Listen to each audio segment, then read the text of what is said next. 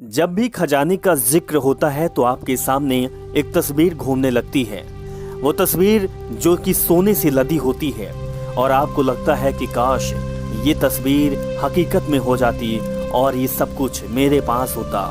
ये सोना और इतना ज्यादा सोना अगर आपके पास होता तो सोचिए आप क्या करते हैं। आप तो क्षण भर में, पल भर में माला माल हो जाते हैं। अगर आप ऐसा सोचते हैं तो ये हकीकत भी हो सकता है। बस आपको कुछ उपाय करना होगा और इस वीडियो को आपको अंत तक देखनी होगी।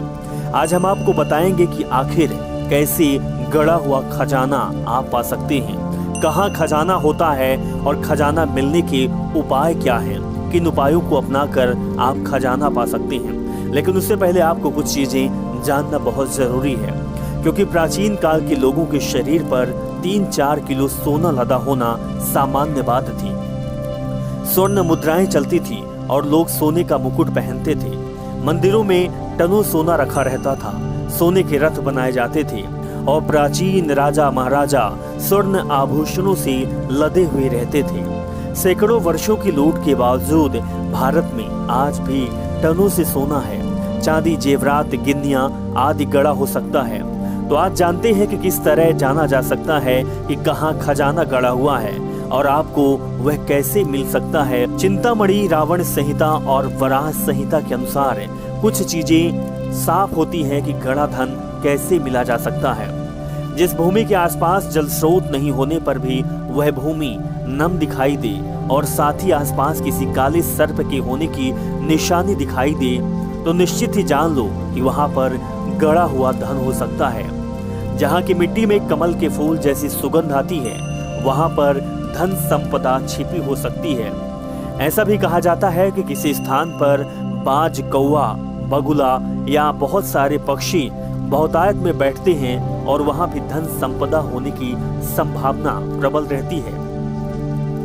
ऐसा भी कहते हैं कि यदि किसी एक ही जगह पर बहुत सारे पेड़ हो लेकिन उसमें भी किसी एक जगह पर पक्षी न बैठा हो, वह भी यदि कोई बाज और कबूतर एक साथ बैठे हो तो उस जगह पर निश्चित ही भूमि में धन छिपा होता है। इसके साथ ही जहां बारिश होने पर पानी वाली जगह पर घास ना उगती हो लेकिन गर्मी के मौसम में धूप में भी घास उगती हो, वहां जमीन के अंदर संपत्ति होने की सबसे ज्यादा संभावना होती है। जहां सांप, नेवले या गिरगिट निकलते हो या उनके बिल हो, वहां भी गड़ा धन होने की संभावना बताई जाती है। इसी तरह जहां पौधे प्राकृतिक कद से ऊंचे हो, वहां भी गड़ी संपत्ति मिलने की संभावना रहती है। किस्मत का धन या गड़ा खजाना सिर्फ उसे ही मिलता है जो छल कपट से परे या उसके पूर्वज उसके लिए खजाना छोड़ गए हैं। यदि आपको यह पता चले कि अमुक भूमि के नीचे खजाना है तो आप भी उसे हासिल नहीं कर सकते हैं जब तक कि आपका मन निर्मल और आपका उद्देश्य सही नहीं है। उक्त खजाने को निकालने की पूजा विधि भी होती है। कहते हैं कि यदि आपकी किस्मत में गड़ा हुआ धन लिखा है तो वह कहीं और भी होगा तो खुद ब खुद आपके पास चलकर आ जाएगा या आप अनजाने में ही उसके पास चले जाएंगे। अतः यह जानना जरूरी है कि जो व्यक्ति खजाने की खोज में निकला, हो सकता है उसकी किस्मत में खजाना ना हो और जो खजाने की खोज में ना निकला हो उसके हाथ में खजाना आ जाए। अगर आपको सपनों में कमल का फूल दिखे, आप कमल के पत्ते पर स्वयं को भोजन करते देखें तो इस बात का संकेत है कि आपको भविष्य में कहीं से गड़ा धन मिल सकता है। कहते हैं कि गुप्त धन प्राप्ति के लिए माता का एक मंत्र ओम ह्रीं पद्मावती देवी त्रैलोक के वर्ता कथय कथय शिम स्वाहा।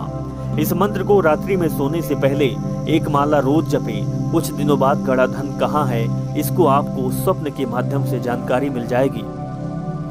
रावण संहिता के अनुसार सपने, सगुन और स्वर विज्ञान के माध्यम से व्यक्ति को यह संकेत मिल जाते हैं उसे सोने के जेवरातों से भरा चांदी का घड़ा या खजाना मिल सकता है। कहते हैं कि कुछ लोगों को सपनों में अक्सर सफेद सांप या जलता हुआ दीपक दिखाई देता है।